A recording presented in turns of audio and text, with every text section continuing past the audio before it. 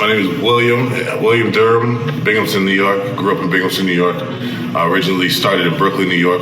44 years old. I like to think I'm a lot younger, but yeah, I'm 44 at this point. Owner of William Jane Dispensary. Previous owner of William H. Construction. The list goes on.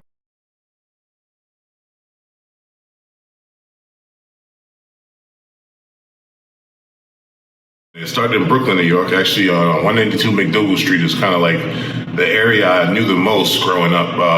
But originally, I was actually in East New York, Brooklyn before that. So I went from East New York to Bed-Stuy, Brooklyn, kind of like the border of Bed-Stuy and Brownsville. And then from there, I moved up here about 10, 11 years old, somewhere in that time frame. So I was still really young. So there was some things that I had on mind, but most of the things I really, didn't learn until later on in life. So that's why I say I was raised in Binghamton. So I learned a lot of stuff here. I learned how important New York City was actually while living here. So, back and forth as an adult. But as a kid, there's a lot of memories of, the things that were going on in Brooklyn, New York in the 80s. In the neighborhood I lived in, it was pretty rough. So, Mike Tyson, he's one of the guys that lived in the neighborhood. So it's one of those areas where you can see a lot at a young age. So by the age of 10, I've seen a lot of different things that, a lot of people probably don't want to see. I think it was the things that a lot of kids are seeing nowadays, which was the drugs, the violence, a lot of shootings, a lot of killings, a lot of just unfortunate situations with the people surrounding the area. So there was like no one to look up to, but you don't know that at that age because most of the people are pretty much, you're happy with them. That's your family, your friends. So you're kind of growing up normal, thinking everything is normal. Once, you get older and realize the type of situation you were in, that's kind of when you really see what you actually came from. So that's how it was for me. I learned a lot more up here about myself than I did down there. Down there I was so young, it was just like me walking down the street having the memory of, dang, one day I'm going to actually pass away. I remember the first time I found that out, walking down McDougal Street, and it was kind of shocking to me. But then I'm like, man, I got to get a lot done in this little life of mine, So at the same time, I was always a happy kid. I never really had too much going on, but there was some bad things going around that would kind of put you in a depressed stage without you knowing. So yeah, just I guess the average Brooklyn kid life that lived in the 80s in Brooklyn, which was probably the worst times in that area.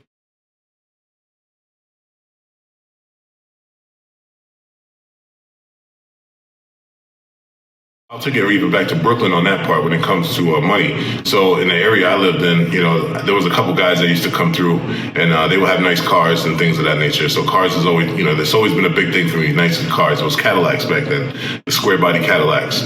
Seeing these people and the finances that they had was kind of like an inspiration to have these things. They had four-wheelers, dirt bikes, things like that. So it's like, okay, you need money to pay for these things. Okay, so as time goes on, I'm picking up bottles and cans at a young age, probably 7, 8 years old. I'm literally outside in the lots picking up bottles and cans. My mom's like, get your ass out, get in the house and don't go over there. It's dangerous over there. But, I learned that a bottle was 5 cents for a deposit, So you take a bottle of can back and you get 5 cents.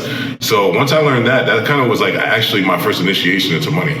Moving up here was, a whole another picture. Me at 11 years old, you're not really thinking about working or nothing like that at that age. But over time, I just realized how things were. His first job I was on the payroll for, which I did a crappy job. So I'm going to say sorry to the Preston Sun. Yeah, Preston Sun Bulletin when I was a kid, teenager. Binghamton, I lived in Saratoga Terrace, and that was my first job, was delivering newspapers. The area, Saratoga Terrace, I kind of like, we were like adventurous kids. We didn't have the internet back then, so we kind of just traveled everywhere. There's a bridge, people jumped off into the water, so we kind of went to every part of that little area, and we kind of knew it. But as far as delivering papers, I kind of stuck to that area, and I actually didn't do a good job. One time I actually threw all the papers away and claimed that I delivered them. I'm a Brooklyn kid, so naturally we have a type of self-defense mechanism that we put on. And, growing up here, it was the same thing that you get in any city. I think a lot of people get Brooklyn and Binghamton's so confused. It's just a lot less people here. So the same things happen here as far as bullying, people starting fights with you and stuff like that. I was more of a self-defense type of person. So, I kind of grew up more just, okay, if somebody bothers me, then I'm going to defend myself. So, yeah, in a lot of situations, I've had to defend myself. And luckily, I just come from a family that I guess could fight pretty good. At least my dad taught me how to fight well, so I never really had no problems, I usually end up smoothing out the situation and, not taking it too far, basically, so.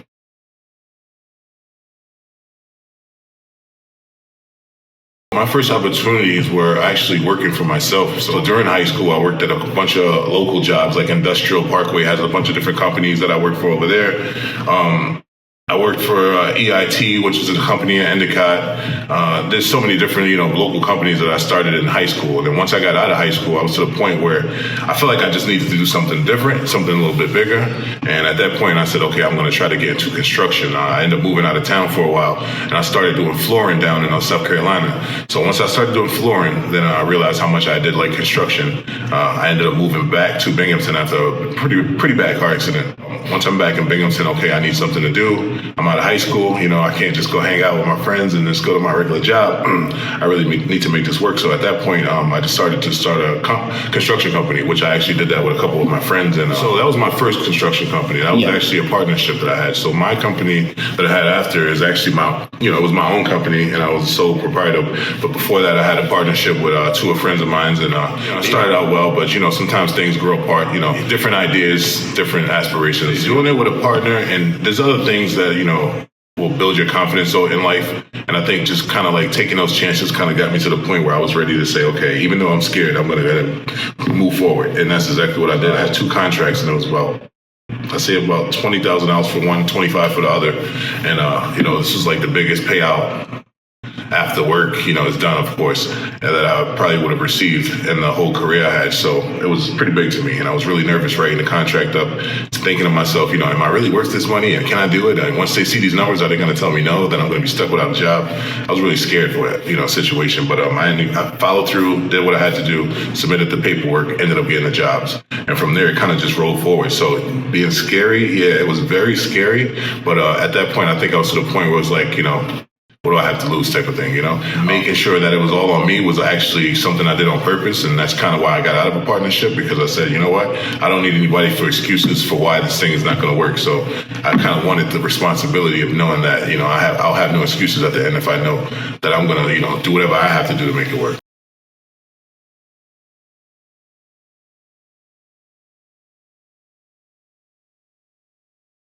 There's a lot of history in cannabis that, we can go, really far back onto the things that a lot of people will look at as a problem with the world that we live in cannabis mixed together. Being a young black man and then possessing cannabis, it was like one of those nerve-wracking things growing up, because it was so extreme. They're going to use this reason to violate all your rights, basically. We smell cannabis. Oh, now it's time to do whatever we want to do. So it's always been one of those things where it's like, oh, wow, I never thought that it would be a possibility that we would actually get to turn it around and be involved in the cannabis world. Well, we know we all use cannabis for medical purposes. We all use cannabis for recreational purpose.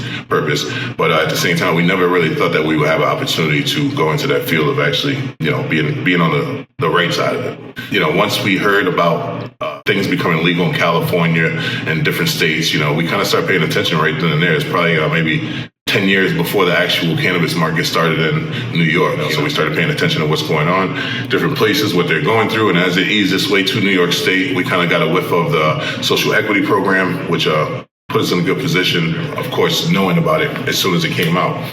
There was a guy who supplied my convenience store. There was a convenience store I started in Binghamton, New York, WH Convenience Store. So he supplied us with our Newport. He was a Newport rep. And he was really big into the cannabis world as well, paying attention to what's going on.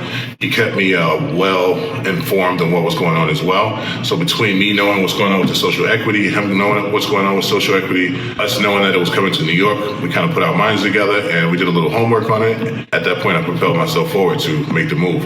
Honestly, going into it with not a lot of, I would say, I didn't think it was going to be easy. I didn't think it would happen. Let's put it like that. One of the qualifications for getting a cord license was to have ran a business where you actually made profit for at least a 2-year span. So my convenience store, even though I didn't make $1 million off of it, it still showed that I made money off the store for, more than 2 years.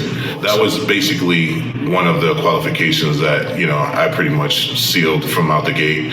Retail was something that I think I took a lot of pride in. My first retail job that I could remember, well, if I really go back, CVS, Weiss, but the one that really stuck with me was Wilson's Leather, and it was in Oakdale Mall in Binghamton or Johnson City. And at that point, being a young kid from the hood, the ghetto, somewhere where you're not really approaching people the way you would as somebody in the retail business. It was kind of a scary situation for me to actually, talk to people and do certain things. So that's what actually broke me out of that, was working in the retail at Wilson's Leather. My manager pushed me to, approach the customers as they're coming in. And once I started to do it and realize how fun it was, that was kind of like my initiation to retail. And then I ended up opening my own convenience store a little bit after that, after I stopped working at Wilson's Leather. Of course, I'm out of high school at this point in time, running my own businesses, construction, started a retail store, and I'm talking about all from scratch. I mean, I built my own countertops with my own wood that I picked up from the sides of the curbs and, bought the cheapest cooler you could find, literally pieced this thing together. Register from Craigslist, the most cheapest register as long as it works. Like, that was really what I did to start that retail business. So I knew I had the drive to make it happen. And as far as retail goes, I took my experience from Wilson's Leather, put it into the store, and it was all basically the same thing. So at this point, it's pretty much the same thing. Lots of paperwork, like I said from the beginning. Staying up late nights and just getting all the paperwork submitted that you need to. So I got pulled over. I think I had like a dime bag of weed in my sock, and the cop pulled me over and said he smelled weed in the car. I don't know how he smelled weed in a dime bag in my sock, but at the end of the day, he found the weed in my sock. So at that point in time, he's right. Even though he pulled me over for something completely different, he ended up basically getting into my sock and finding the cannabis. So that's one of the things that was a qualification, basically, because it actually shows you that, this is one of the issues that we're having. If I would have gave up and not followed through, it just wouldn't have worked out. So honestly, just being persistent, submitting the paperwork, lots of long hours of back and forth with OCM, just trying to make sure they got what they need. That was it. I submitted a lot of paperwork on funding. What can I afford to put in at the time being? And, it's a couple dollars. It cost me, I think, about $100,000 roughly. So even though you're coming in as a court applicant, it's not like you're just stepping in this game for free. So it was a pretty hard process. But at the time, I'm working my behind off, 7 days a week. So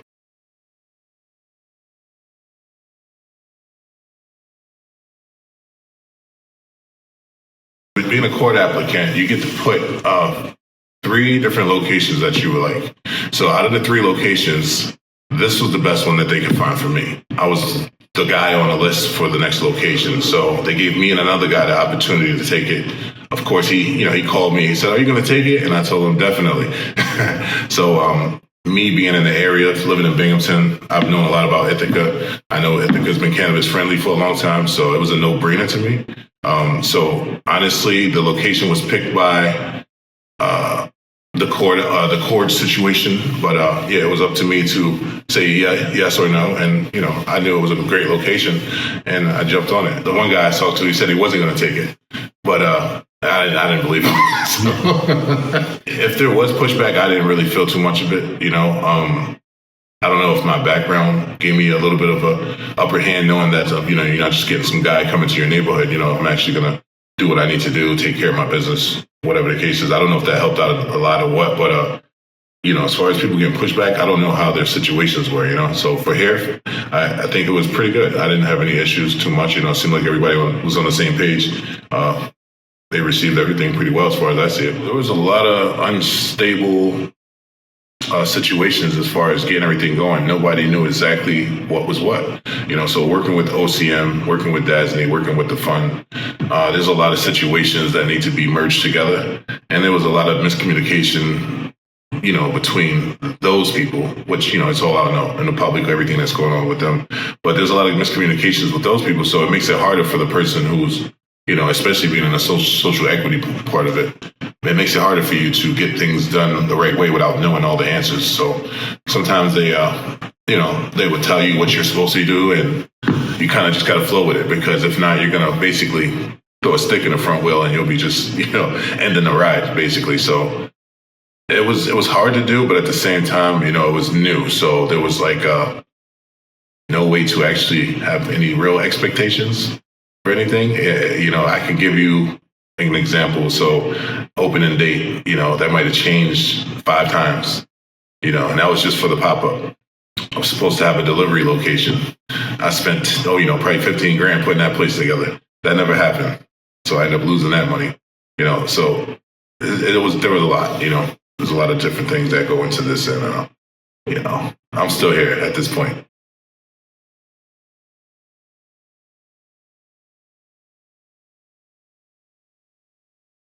You're trying to stay compliant. You're trying to do all the right things. It's pretty hard to do that sometimes when you don't have actual plans. And right now, OCM, it feels like they're all over the place. So I think that's going to be the biggest challenge is navigating the things that the state's going through. Now with the new government in, obviously it's going to get a little more hard for certain programs. So yeah, I mean, I see that as our biggest challenges is just understanding what's going on as things move forward. Up until now, just like any other good business, it's something that you enjoy, so we're just going to keep enjoying it until we find out what's going on. It's the only thing we could do is actually keep building our dream of what we're trying to do. So obviously part of this was giving back to the community. So there's things that we've been working on to try. It's hard to do not knowing, but we're still going to kind of just keep doing that. Hence the reason why we're doing these videos, kind of just to get the word out of what you're doing as a company and, how you support the community, how support William Jane is actually a benefit to not just the company, but to the community. So.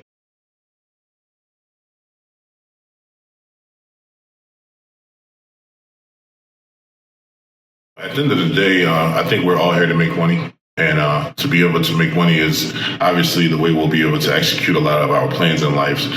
So being a young guy, I always thought about how much money I would make and being rich and all these things. And then it got to a certain point in life, you start to think about what being rich actually means and those things like that. And you kind of realize that money is just a tool. So having the opportunity to have something like this to fuel my new demolition company that we're going into with the knowledge of having a previous construction company and having actually funds and, the backing of another company to make this work would be a great thing for me. So, all I see is great opportunity from this. And yeah, it's a plus. I don't know how to explain it. It's just a surreal feeling, Let's go to New York State, I guess. Let's go. We got to get this thing going. I don't know exactly what's going to happen with this, but that's the goal, is to be able to fuel the dreams, which is to build up the people around me. So it's so far so good. We just got to keep it going. Job growth, knowledge, and just mentorship. That's kind of the biggest things. I realize a lot of people, they don't make decisions based off of being scared, the conversation we had earlier. And I know how I am as far as pushing people and actually leading by example. So I think that, yeah, that's pretty much the biggest thing, is to be able to be a good mentor to a lot of the younger guys coming up and to be that guy who works with other older guys and we push these younger guys to do what they need to do and actually have opportunities for them to come out of high school and, be able to work demo construction or something, a skilled trade where they could actually, start to make money right out of high school.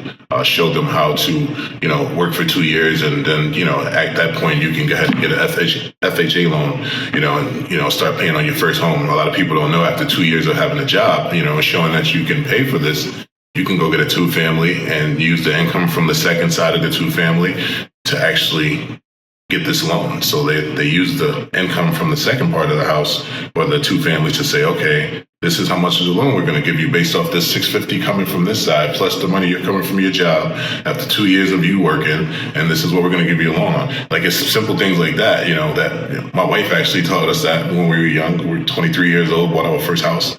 But it's one of those things that we pass down. It's just knowledge, just a little bit of knowledge, and if you don't know it, how are you going to move forward with it? So I think mentoring and being able to provide jobs is probably the biggest thing out of everything.